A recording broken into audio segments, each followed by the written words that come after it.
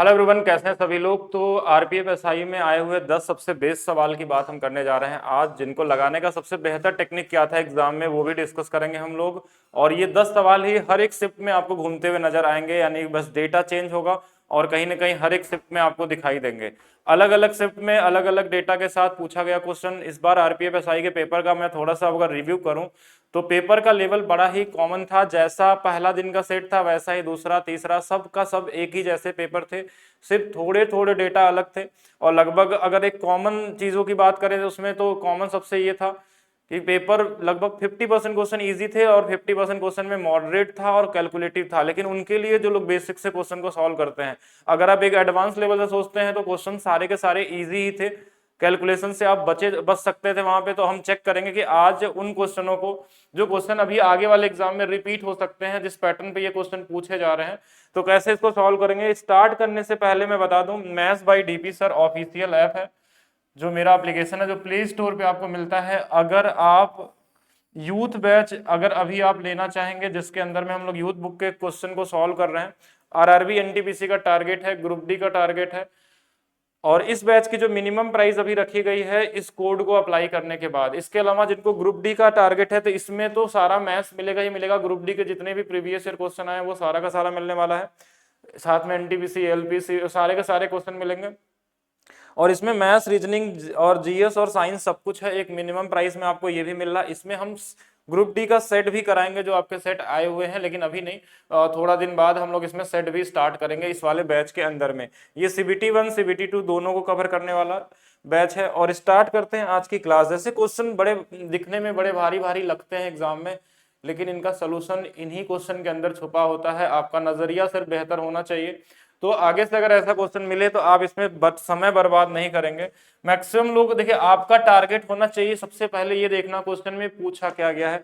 तो पूछा गया है वॉशिंग मशीन का अंकित मूल्य निकालना है। What should be the mark price of washing machine. तो हमारा टारगेट हम मार्क प्राइस के रेशियो को निकालने की कोशिश करें। तो जैसे इसमें दिया वॉशिंग मशीन का अंकित मूल्य दिया हुआ है पहले से, ठीक है, दूसरा चीज, और साथ में 12% समथिंग। अच्छा, इसमें उसे वॉशिंग मशीन का अंकित मूल्य कितना रखना चाहिए, ये तो पहले था। अच्छा, 30% की छूट दिया गया, उसके बाद 50% की छूट समथिंग, 12%, 30% की दो क्रमिक छूट। ऐसा क्वेश्चन हर सेट में ही देखने को मिला। लेकिन इसको लगाने का सबसे अच्छा तरीका क्या होगा, ये वाली लाइन देखिएगा, खुदरा विक्रेता 50% की छूट देने के बाद इसके नए अंकित मूल्य, ध्यान दीजिएगा, 25% का लाभ कमाता है। तो ये सभी को पता होना चाहिए, सीपी और एमपी का अनुपात। इस पे क्वेश्चन हर बार ही आता है और हर बार क्लास में आपको बताया जाता है, लगभग सभी लोग जानते होंगे। 100 माइनस दी, यानी डिस्काउंट को 100 में घटाएंगे तो ये 50 आ जाएगा और प्रॉफिट जोड़ देंगे 125 हो जाएगा। इन दोनों का अनुपात अगर देखा जाए तो ये 2 और 5 हो जाएगा। यानी कि जो अंकित मूल्य नया वाला है वो 5 के अनुपात में बनने वाला है। और 5 से कटने वाला ऑप्शन यहाँ कोई नहीं दिया था, सिर्फ एक ही ऑप्शन था। यानी क्वेश्चन और आंसर दोनों एक ही साथ लगे हुए थे, सिर्फ आपको पहचानना था। अगर आपको ये चीज नहीं अप्लाई करने आता तो फिर पहले तो इनका आपको क्रमिक छूट निकाल के हमको नया वाला सेलिंग प्राइस, फिर उसके बाद उसका क्रय मूल्य निकालते हैं, उसके हिसाब से मार्क प्राइस निकालते हैं। तब तक तो आप कम से कम 4 क्वेश्चन और लगा सकते हैं, जितना कैलकुलेशन इसके अंदर में है। ठीक है, चलिए आगे चलते हैं। नेक्स्ट क्वेश्चन देखिए, ये भी बड़ा अच्छा क्वेश्चन था, नया क्वेश्चन अगर बना इस बार तो ये क्वेश्चन था। लेकिन ऐसा नहीं कि नया रेलवे के लिए नया हो सकता है, लेकिन पहले से क्वेश्चन ये बहुत बार आ रहा है। आगे से ध्यान रखेंगे, शंकु को जब काटा जाता है ना 2 या 3 हिस्सों में, तो ये जो हमेशा पार्ट बनते हैं ये वाले, ये हमेशा सिमिलर होते हैं। जैसे ट्रायंगल देखिए, ये ट्रायंगल है, ये ट्रायंगल है, ये सिमिलर होता है। ये हमेशा बराबर बराबर हिस्सों में काटे जाते हैं। जैसे इसमें 21 दिया था तो ये 7 7 और 7 के हिस्सों में काटा जाता है।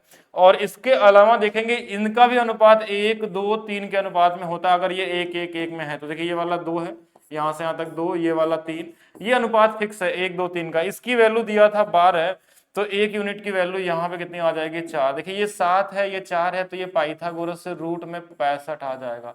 और किसी भी सरफेस एरिया की हम बात करें तो पाई आर एल होता है, एल की वैल्यू √65, तो एक ही ऑप्शन में दिया था, तो कैलकुलेशन यहाँ भी नहीं करना था। बाकी चीज तो देखिए कॉमन ही दिया था इसमें और इसमें, तो आसानी से नंबर ढूंढ सकते थे। कभी कभी इलिमिनेट करना भी सीखे, कि जैसे इसमें 12.56 12.56 क्यों दिया, मतलब ये दोनों ऑप्शन गलत दिया है, ठीक है, ये दोनों ऑप्शन गलत दिया क्योंकि इसी में से कोई चूज करना है। रूट 30 हो नहीं सकता क्योंकि यहाँ 65 ही बनने वाला है। ठीक है, अब चलिए आगे चलते हैं नेक्स्ट क्वेश्चन। ये भी बड़ा अच्छा क्वेश्चन है, ये CHSL में पूछा गया था, 2024 वाले में भी आया है, 23 में भी CGL में पूछा गया है। इसके अलावा आपके RPF SI में कई बार हुआ। आप देखेंगे जो प्रीवियस ईयर क्वेश्चन था, लगभग आप CGL वाले और CHSL वाले क्वेश्चन रिपीट किए गए होंगे। मैं पहले भी आपको अनाउंस किया था क्लास मतलब एग्जाम से सभी पहले के CGL वाले क्वेश्चन आपको रिपीट मिलेंगे, CHSL वाले, और क्वेश्चन सेम डेटा के साथ रिपीट हो रहे हैं। बहुत सारे क्वेश्चन आप देखेंगे CGL मेंस वाले क्वेश्चन भी आपको RPF SI में देने को मिले, लेकिन ईजी वाले ही थे। अब यहाँ पे क्वेश्चन में क्या बोला कि 3/8 पे बेचने पे 19% की हानि होती है। मतलब जो ये 3 है ये 81% के बराबर है। कैसे 19% की हानि होती है, ये इससे 27 गुना पे है, तो ये भी 27 गुना पे हो जाएगा 216। अब क्वेश्चन ने बोला कि अब वह उस विक्रय मूल्य के 60% में बेचता है। अगर इसी का 60% निकाल देंगे, 60% मतलब 3/5, ये आ जाएगा 129.6, यानी कि हमारे पास जो आंसर है वो 29.6% होगा। बहुत ही कॉमन इजी क्वेश्चन है। अगर आप इसमें कैलकुलेशन करना चाहेंगे, अगर दिमाग लगाने लगेंगे तो टाइम वेस्ट हो जाएगा। ये हमेशा इसी तरीके से लगाते हैं कि एक की वैल्यू दिया है, पुराने वाले विक्रय मूल्य का निकालिए, जो नया बोले उसमें आप 60%, 50%, 33% कुछ भी दे सकता है और डेटा अलग अलग हो सकता है।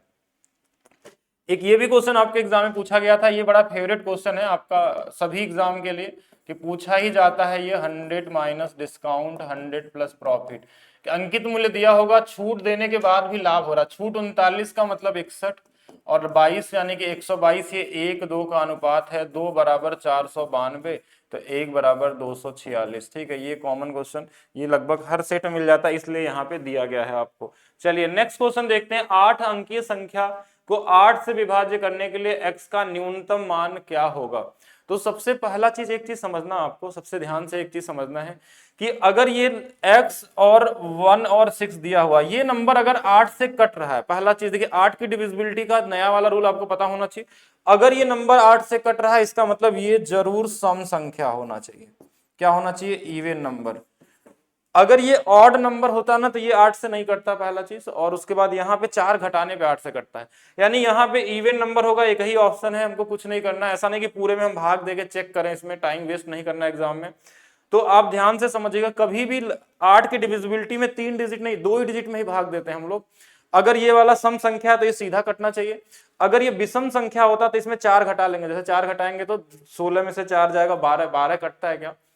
तो नहीं, 12 नहीं कटता, तो यहाँ पे नहीं हो सकता। दोनों चेक कर लेंगे तो विषम संख्या पॉसिबल नहीं, बाकी मिनिमम तो है ही ये सबसे। ठीक है, अच्छा आगे वाले क्वेश्चन में देखिएगा, फिर से वही क्वेश्चन डिस्टर्ब करने वाला कि जो टाइम आपका वेस्ट करे।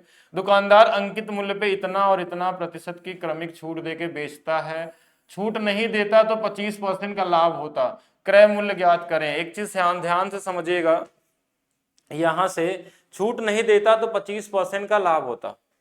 25% का लाभ मतलब 4 वाली वस्तु को हमारे पास क्वेश्चन में क्या बोला है, 5 में बेचा जाएगा।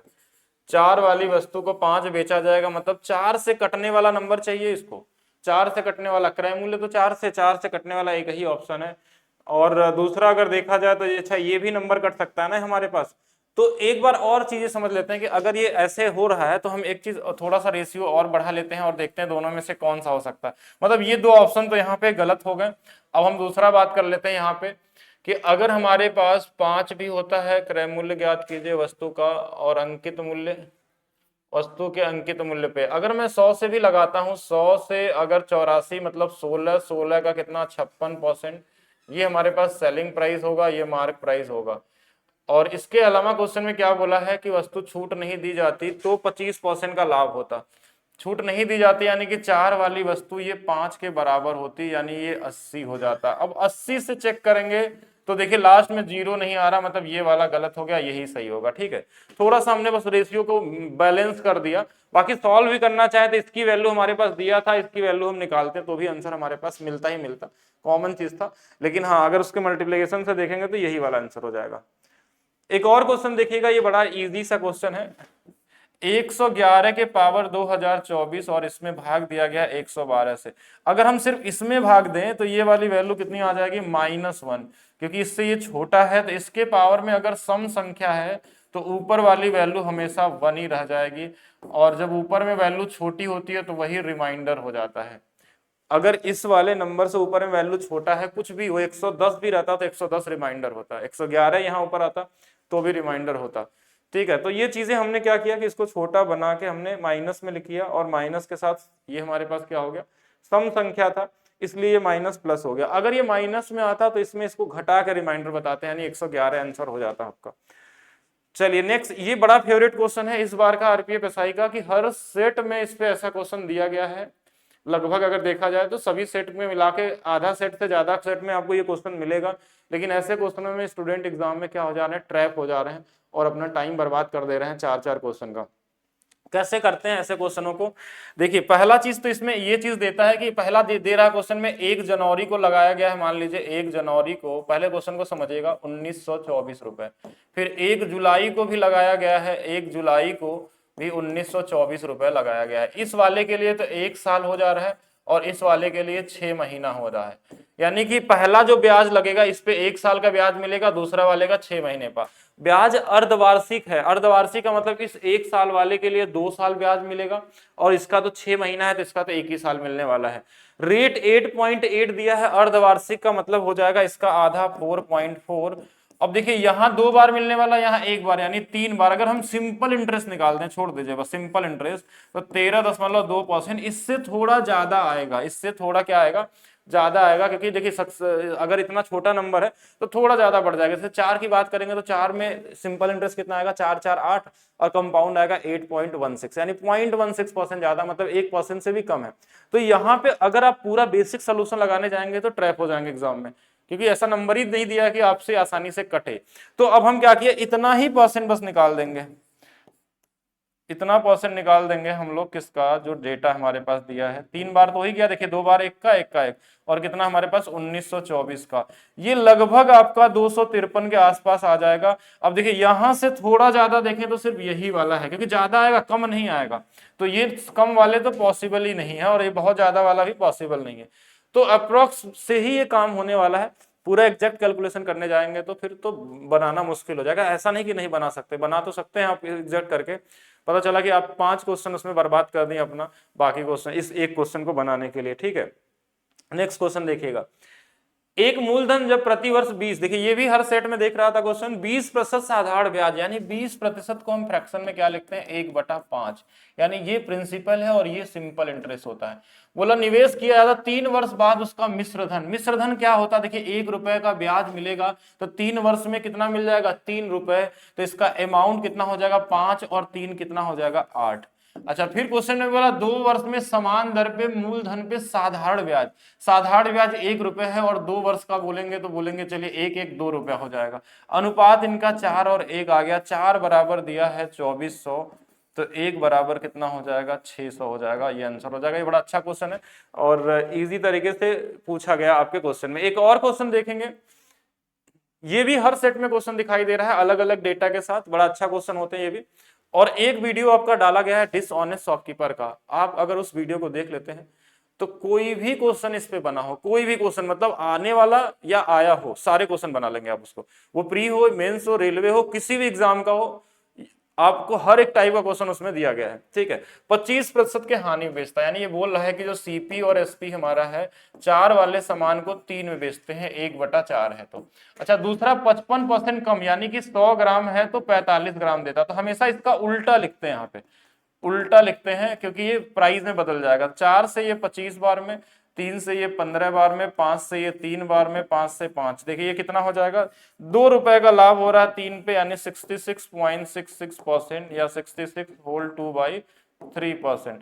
तो ये वाला आंसर क्या हो जाएगा, यहाँ पे सही हो जाएगा। इसमें और वेरिएशन बन सकते हैं, इसको जरूर पढ़ लीजिएगा, एक वीडियो डाला गया है पूरा कॉन्सेप्ट उसके अंदर में। तो ये 10 क्वेश्चन हो गए, जो बेस्ट 10 क्वेश्चन थे हमारे हिसाब से अभी तक जो सेट मैंने देखा, 4-5, हो सकता है आगे और भी क्वेश्चन हो, लेकिन मैक्सिमम सेट में ये वाले क्वेश्चन रिपीट होते हुए दिखाई दे रहे हैं। बाकी इसके अलावा भी क्वेश्चन किसी के लिए अच्छा हो सकता है कि वो मुश्किल हो, लेकिन मेरे हिसाब से सारे के सारे इजी थे। इजी तो ये भी था अगर आप सही तरीके से ढूंढते हैं तो। बाकी अगर आप भी अपने स्पीड को मैथ्स में और बेहतर बनाना चाहते हैं तो डाउनलोड करिए maths by DP sir official app, जहां पे एक मिनिमम प्राइस में आपको जो चीज मिलता है, यानी इस बैच में आपको हर एक चैप्टर का सबसे यूनिक सोल्यूशन दिया जाएगा। कैलकुलेटिव होगा तो कैसे करेंगे, इजी होगा तो कैसे करेंगे। आप सीआई के क्वेश्चन देख लीजिएगा, वहां पे सारा कुछ पहले से बताया गया था जो इसमें क्वेश्चन में आया हुआ है, पहले से सारा डिस्कस किया गया था। कैलकुलेटिव होगा तो कैसे अप्रॉक्स लगाएंगे, कैसे डिजिटल सम लगाएंगे, सारा कुछ था उसके अंदर में। तो ये कोड अभी चल रहा है, इस कोड को अप्लाई करके आप एक मिनिमम प्राइस में ले सकते हैं। एक और इन्फॉर्मेशन, बूस्टर बैच में आज एडमिशन क्लोज हो जाने वाला है, तो जिन्होंने अभी तक एडमिशन नहीं लिया वो उस बैच में ले सकते हैं। आज के बाद उसमें एडमिशन नहीं मिलने वाला, क्योंकि उसके एडमिशन लगभग पूरे हो चुके हैं या होने वाले होंगे। तो मिलते हैं नेक्स्ट वीडियो में। वीडियो को लाइक करना, शेयर करना नहीं भूलेंगे। बाकी बूस्टर बैच की क्लास भी आज से आपको मिलने लगेगी। सारे वीक की क्लास एक दिन हम डालेंगे उसमें सारा रिकॉर्ड करके, जिससे कि हर दिन वो अपने आप ऑटोमेटिक आपको शो करती रहेगी। ठीक है, तो मिलते हैं नेक्स्ट वीडियो में। वीडियो को लाइक करिए, शेयर करिए। नए लोग जो होंगे वो चैनल को सब्सक्राइब करते रहेंगे।